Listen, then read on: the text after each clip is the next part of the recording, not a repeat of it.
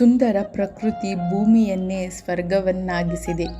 ಪ್ರಕೃತಿ ನಮಗೆ ಸರ್ವಸ್ವವನ್ನು ಕೊಟ್ಟು ಸಾಕು ಸಲಹುತ್ತಿದೆ. ನಾವು ಪ್ರಕೃತಿ ಉಳಿಸುವಷ್ಟು ದೊಡ್ಡವರಲ್ಲ, ಪ್ರಕೃತಿಯಿಂದ ನಾವು ಉಳಿದಿದ್ದೇವೆ. ನಮ್ಮ ಉಳಿವಿಗೆ ಕಾರಣವಾಗಿರುವ ಪ್ರಕೃತಿಗೆ ನಮ್ಮಿಂದ ಯಾವುದೇ ರೀತಿಯ ಹಾನಿ ಉಂಟಾಗದಂತೆ ನೋಡಿಕೊಳ್ಳುವುದು ದೊಡ್ಡ ಕರ್ತವ್ಯವಾಗಿದೆ. ನಮ್ಮ ಮುಂದಿನ ಪೀಳಿಗೆಗೆ ನಾವು ನೀಡುವ ದೊಡ್ಡ ಉಡುಗೊರೆಯೂ ಕೂಡ ಆಗಿದೆ. ನಾವು 12 ಜನ ಬೆಂಗಳೂರಿಂದ ಶಿವಗಂಗೆ ಕಡೆ ಬಸ್ಸಿನಲ್ಲಿ ಹೋಗ್ತಾ ಇದ್ದೀವಿ. ಶಿವಗಂಗೆ ಬೆಂಗಳೂರು ಗ್ರಾಮಾಂತರ ಜಿಲ್ಲೆ ನೆಲಮಂಗಲ ತಾಲೂಕಿನಲ್ಲಿದೆ. ಶಿವಗಂಗೆ ಬೆಂಗಳೂರಿನಿಂದ 54 ಕಿಲೋಮೀಟರ್ ಇದೆ ಹಾಗೂ ಬೆಂಗಳೂರು ಪುಣೆ ರಾಷ್ಟ್ರೀಯ ಹೆದ್ದಾರಿಯಲ್ಲಿ ಬರುವ ದಾಬಸ್ಪೇಟೆಯಿಂದ ಸುಮಾರು 6 ಕಿಲೋಮೀಟರ್ ಇದೆ ಹಾಗೂ ತುಮಕೂರಿಂದ 20 ಕಿಲೋಮೀಟರ್ ದೂರದಲ್ಲಿದೆ.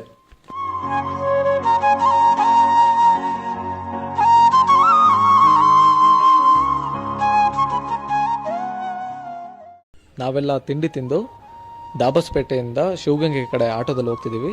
ಶಿವಗಂಗೆ ದಾಬಸ್ಪೇಟೆಯಿಂದ ಕೇವಲ 6 ಕಿಲೋಮೀಟರ್ ಅಷ್ಟೇ ದೂರದಲ್ಲಿದೆ.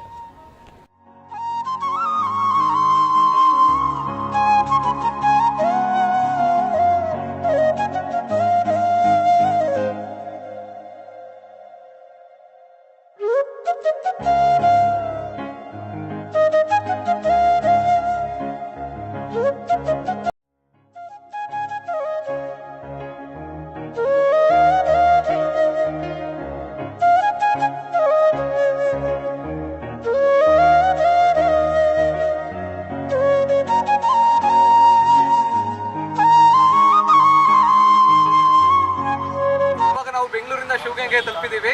ಪ್ರಕೃತಿ ನಮಗೆ ಜೀವನ ಕೊಟ್ಟಿದೆ. ಆ ಜೀವನನ ಉತ್ತಮವಾಗಿ ಕಳೆಯೋದಕ್ಕೆ ಉತ್ತಮ ಪರಿಸರನೂ ಕೂಡ ಕೊಟ್ಟಿದೆ. ಆ ಪರಿಸರನ ನಾವೆಲ್ಲ ಕೂಡ ಎಂಜಾಯ್ ಮಾಡೋಂಥ ಹಕ್ಕು ನಮಗಿದೆ. ಬಟ್ ಎಂಜಾಯ್ ಮಾಡೋ ನಿಟ್ಟಲ್ಲಿ ಆ ಪರಿಸರನ ನಾವು ಹಾಳು ಮಾಡಬಾರ್ದು. ಅದನ್ನು ಆ ಪರಿಸರನ ಹಾಗೆ ಮುಂದೆ ಉಳಿಸ್ಕೊಂಡು ಹೋಗಬೇಕು. ನಮ್ಮ ಈ ಪ್ರಕೃತಿ ಒಂದು ಹೆಜ್ಜೆ ಮುನ್ನಡೆಗಿನ ಮುಖ್ಯ ಉದ್ದೇಶ ಏನಂದರೆ ಕರ್ನಾಟಕದಲ್ಲಿರೋ ಎಲ್ಲ ಪ್ರೇಕ್ಷಣೀಯ ಸ್ಥಳಗಳನ್ನು ನಾವು ಭೇಟಿ ನೀಡಿ ಆ ಒಂದು ಸ್ಥಳಗಳ ಇತಿಹಾಸಗಳನ್ನ ತಿಳ್ಕೋಬೇಕು. ಜೊತೆಗೆ ಆ ಒಂದು ಸ್ಥಳಗಳ ಇತಿಹಾಸನೂ ಕೂಡ ನಿಮಗೆ ತಿಳಿಸ್ಕೊಡ್ತೀವಿ. ಹಾಗೂ ಅಲ್ಲಿನ ಪರಿಸರವನ್ನು ನಮ್ಮ ಕೈಲಾದ ಮಟ್ಟಿಗೆ ಎಷ್ಟಾಗುತ್ತೋ ಅಷ್ಟು ಸ್ವಚ್ಛತೆಯನ್ನು ಮಾಡಬೇಕು. ಇದು ನಮ್ಮ ಟೀಮಿನ ಮುಖ್ಯ ಉದ್ದೇಶ ಆಗಿದೆ. ಈಗ ನಮ್ಮ ಟೀಮ್ ಮೆಂಬರ್ನ ನಾನು ಇಂಟ್ರೊಡ್ಯೂಸ್ ಮಾಡ್ಕೊಡ್ತೀನಿ. ಮೇನ್ ಟೀಮ್ ಲೀಡ್ ಬಂದ್ಬಿಟ್ಟು ಗಂಗಾಧರ್, ಲಕ್ಷ್ಮೀಶ್, ಮಹಾಂತೇಶ್, ಮಹೇಶ್, ಸಂತೋಷ್, ಸಲೀಂ, ಮೋಹನ್, ಸತೀಶ್, ಸುಮನ್, ದ್ವಾರಕೀಶ್, ಆಕಾಶ್ ಮತ್ತು ಪ್ರವೀಣ್.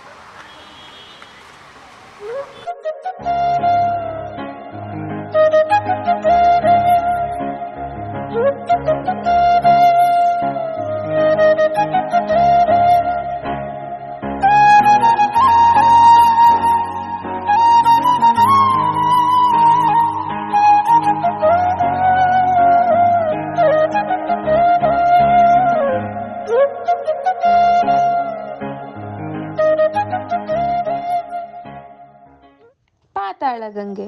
ಶಿವಗಂಗೆ ಹಲವು ಕುತೂಹಲಕಾರಿ ವಿಷಯಗಳಿಂದ ಕೂಡಿದ್ದು ಅದರಲ್ಲಿ ಪಾತಾಳಗಂಗೆಯೂ ಒಂದು. ಇಲ್ಲಿ ಪಾತಾಳಗಂಗೆಯ ದೇವಸ್ಥಾನವಿದ್ದು ವರ್ಷದ 365 ದಿನವೂ ನೀರು ಲಭ್ಯವಿದ್ದು, ವಿಶೇಷವೇನೆಂದರೆ ಬೇಸಿಗೆ ಕಾಲದಲ್ಲಿ ನೀರು ಹೆಚ್ಚಾಗಿ ಮೇಲೆ ಬಂದು ಮಳೆಗಾಲದಲ್ಲಿ ನೀರು ಹಿಂದೆ ಸರಿಯುತ್ತದೆ. ಪಾತಾಳಗಂಗೆ 12 ಕಿಲೋಮೀಟರ್ ದೂರವಿದ್ದು ಅಂತರಗಂಗೆಗೆ ಸೇರುತ್ತದೆ. ಶಿವಗಂಗೆ ಒಂದು ಕಪ್ಪು ಗ್ರಾನೈಟ್ ಬೆಟ್ಟ. ಇದು ಸಮುದ್ರ ಮಟ್ಟದಿಂದ 1350 ಮೀಟರ್ ಎತ್ತರದಲ್ಲಿದೆ. ಈ ಕ್ಷೇತ್ರವನ್ನು ದಕ್ಷಿಣ ಕಾಶಿ ಎಂದು ಕರೆಯಲಾಗುತ್ತದೆ. ಶಿವಗಂಗೆ ಬೆಟ್ಟವನ್ನು ಇನ್ನೊಂದು ವಿಶೇಷತೆ ಏನೆಂದರೆ ಶಿವಗಂಗೆ ಬೆಟ್ಟವನ್ನು ಉತ್ತರದಿಂದ ನೋಡಿದರೆ ಸರ್ಪದಂತೆಯೇ, ದಕ್ಷಿಣದಿಂದ ನೋಡಿದರೆ ಗಣೇಶನಂತೆಯೂ, ಉತ್ತರದಿಂದ ನೋಡಿದರೆ ನಂದಿಯಂತೆಯೂ, ಪಶ್ಚಿಮದಿಂದ ನೋಡಿದರೆ ಲಿಂಗದಂತೆಯೂ ಕಾಣುತ್ತದೆ. ಬೆಟ್ಟದ ಆರಂಭದಲ್ಲಿ ಶಿವನ ದೇವಾಲಯವಿದೆ. ಇಲ್ಲಿ ಶಿವಲಿಂಗದ ಮೇಲೆ ತುಪ್ಪವನ್ನು ಹಾಕಿದರೆ ಬೆಣ್ಣೆಯಾಗಿ ಪರಿವರ್ತನೆ ಆಗುತ್ತದೆ. ಹಾಗೆಯೇ ಇಲ್ಲಿ ಒಂದು ಸಣ್ಣ ಸುರಂಗವಿದೆ. ಈ ಸುರಂಗದಲ್ಲಿ ಮುಂದುವರಿದರೆ ಶ್ರೀರಂಗಪಟ್ಟಣ ತಲುಪಬಹುದು ಎಂಬ ನಂಬಿಕೆ ಇದೆ.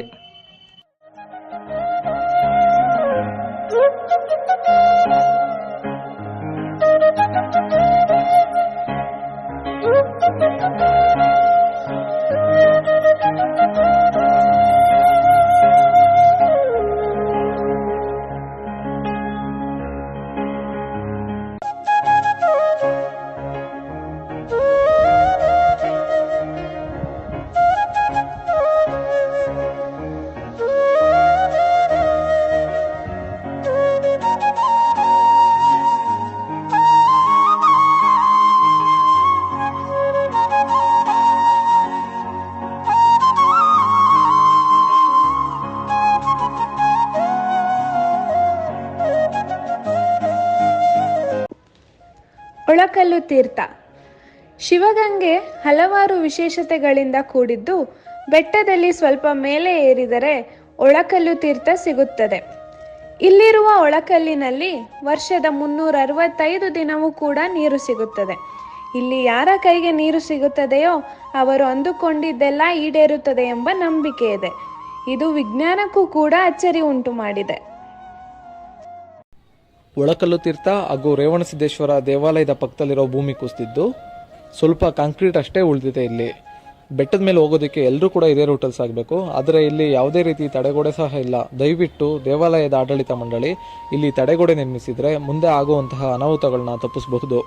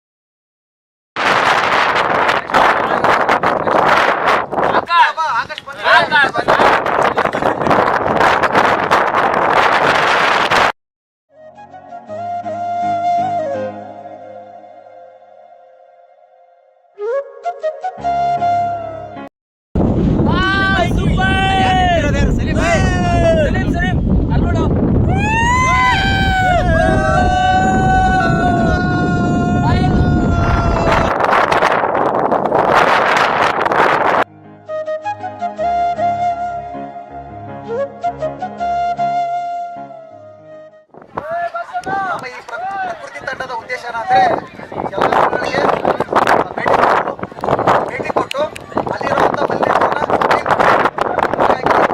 ಸುಡುಗೆ ಮಟ್ಟದ ಎಲ್ಲರಿಗೂ ಜೈ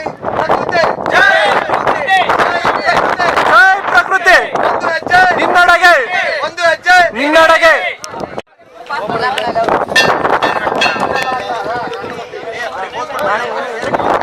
YouTube channel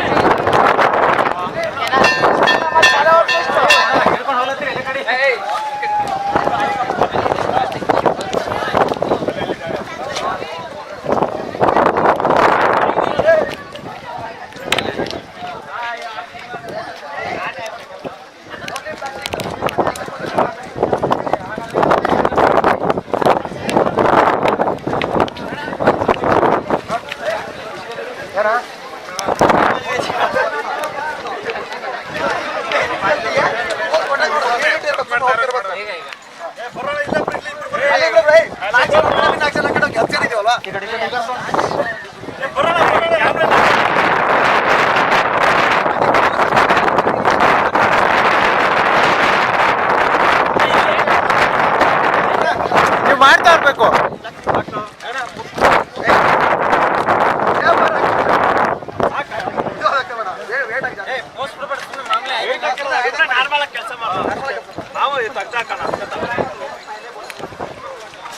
wow, nice team.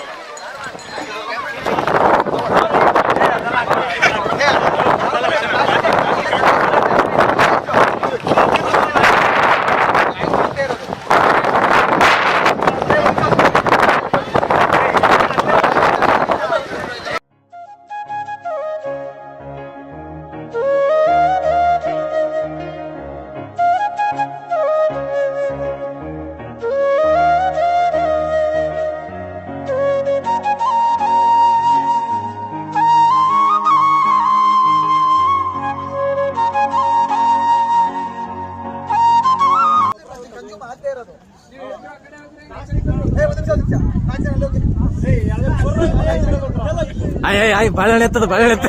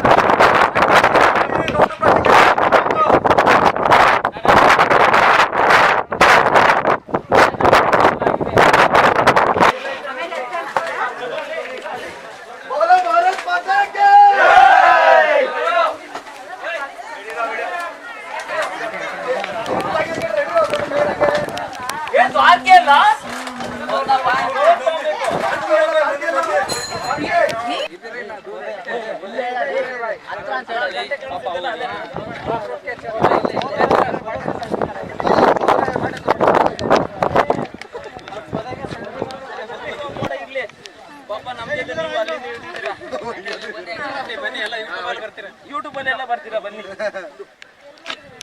Okay, ಜೈ ಪ್ರಕೃತಿ.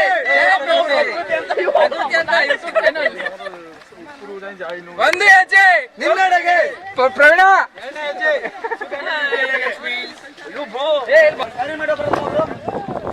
ಕ್ಯಾರಿ ಮಾಡಿ ನಾನೀಗ ಶಿಕ್ಷೆ ಮೇಡಮ್ ಬರ್ಬೇಕು.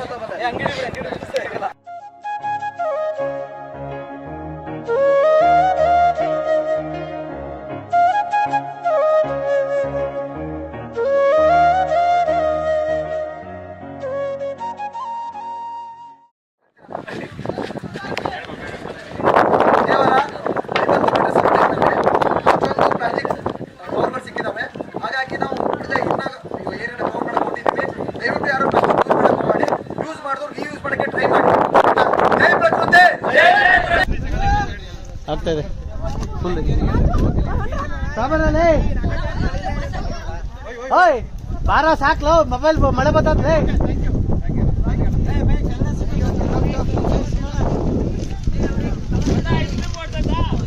बोलो भारत माता की से नो टू प्लास्टिक,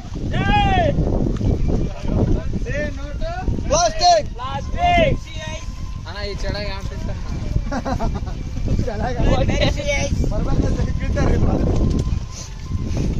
ಎಲ್ಲರೂ ಒಂದು ಕೈ ಹಾಕಿ ಅಲ್ಲ, ಅಲ್ಲಿ ಆ ಕಷ್ಟಪಟ್ಟು ಪೇಪರ್ ಆಯ್ತಿದೆ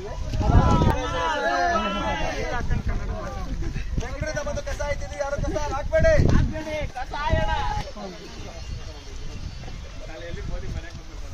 ಜೈ ಪ್ರಕೃತಿ, ಜೈ ಪ್ರಕೃತಿ. ಪೇಪರ್ ಹಾಕ್ಬೇಡಿ ಮೇಲ್ಗಡೆ. ಮೋದಿ ಕಾಮೆಂಟ್ ಮಾಡಿ, Modi comment. Plastic bottle plastic ಹಾಕ್ಬೇಡಿ. ರೀಯೂಸ್ ಮಾಡಿ ಆಯ್ತಾ.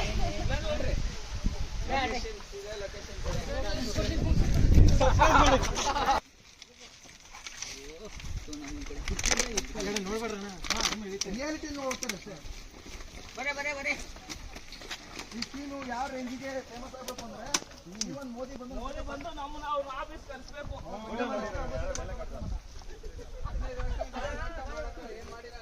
ಒಂದೇ ಒಂದು ಖುಷಿ ಏನಪ್ಪ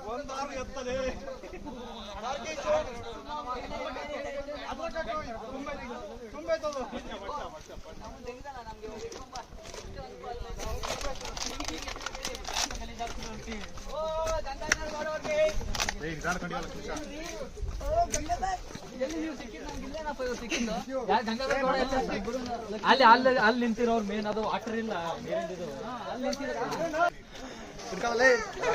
ಮಗ ಹೊರಟುಬಿಟ್ಟ ಮುಂದೆ ನೀನು ದೇವ್ರ ಕಡೆ ಬಾಟ್ಲ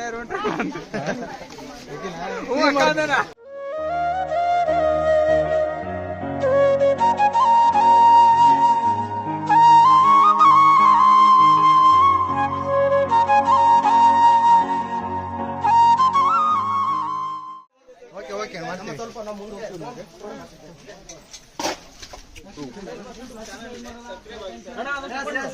ಥ್ಯಾಂಕ್ ಯು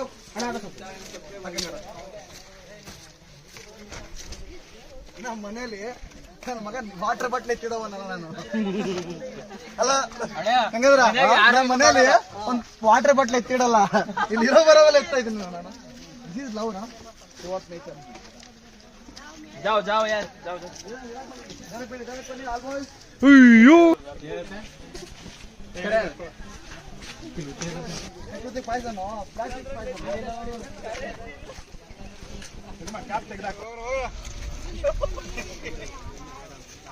बोलो भारत माता की जय बोलो भारत माता की जय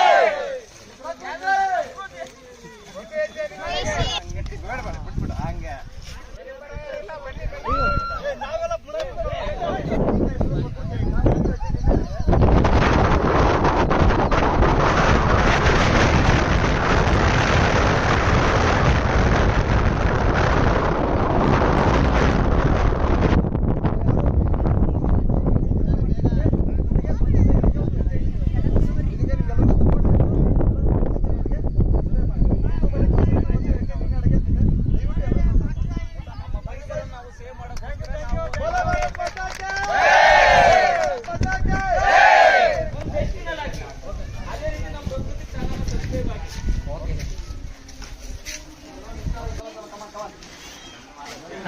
ಈ ತರ ಪ್ರಾಣಿಗಳಿಗೆ ಊಟ ಹಾಕೋದು ಒಳ್ಳೇದೇ, ಅದು ಊಟ ಹಾಕಿ ಬಟ್ ಮಣ್ಣಲ್ಲಿ ಹಾಕ್ಬೇಡಿ, ಸ್ವಲ್ಪ ಚೆನ್ನಾಗಿರೋ ಜಾಗದಲ್ಲಿ ಹಾಕಿ.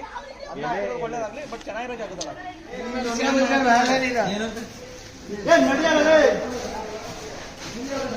ಓಕೆ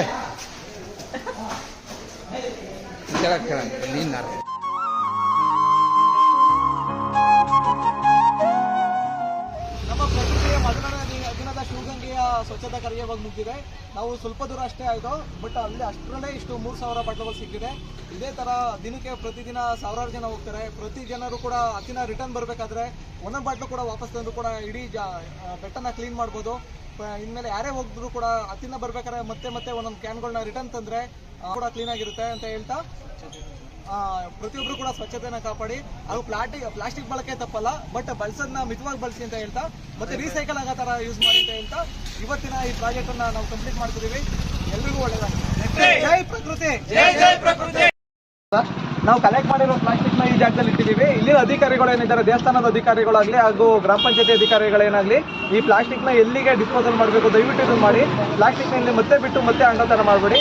ಇದು ಎಲ್ಲಿ ತಲುಪಿಸ್ಬೇಕು ಈ ಪ್ಲಾಸ್ಟಿಕ್ನಲ್ಲಿ ತಲುಪಿಸಿ ಕ್ಲೀನ್ ಮಾಡಿ. ಜೈ ಪ್ರಕೃತಿ, ಜೈ ಪ್ರಕೃತಿ. ವಿಡಿಯೋ ಕೊನೆವರೆಗೂ ನೋಡಿದ್ದಕ್ಕಾಗಿ ನಿಮಗೆ ಧನ್ಯವಾದಗಳು. ನಮ್ಮ ಈ ವಿಡಿಯೋದಲ್ಲಿ ಏನಾದರೂ ತಪ್ಪಿದರೆ ದಯವಿಟ್ಟು ಕ್ಷಮಿಸಿ, ಹಾಗೂ ಏನಾದರೂ ತಿದ್ಕೊಳ್ಬೇಕಾದಂತಹ ವಿಷಯ ಇದ್ದರೆ ದಯವಿಟ್ಟು ನಮಗೆ ಕಮೆಂಟ್ ಮೂಲಕ ತಿಳಿಸ್ಕೊಡಿ. ನಾವು ಅದನ್ನು ಮುಂದಿನ ನಮ್ಮ ವಿಡಿಯೋದಲ್ಲಿ ಸರಿಪಡಿಸ್ಕೊಳ್ತೇವೆ. ಪ್ರಕೃತಿಗೆ ನಮ್ಮಿಂದ ಯಾವುದೇ ರೀತಿ ಹಾನಿ ಆಗದಲೇ ಇರೋ ಥರ ನೋಡ್ಕೊಳ್ಳೋಣ. ಎಲ್ರಿಗೂ ಒಳ್ಳೆಯದಾಗಲಿ, ಎಲ್ರಿಂದನೂ ಒಳ್ಳೆಯದಾಗಲಿ. ಜೈ ಪ್ರಕೃತಿ.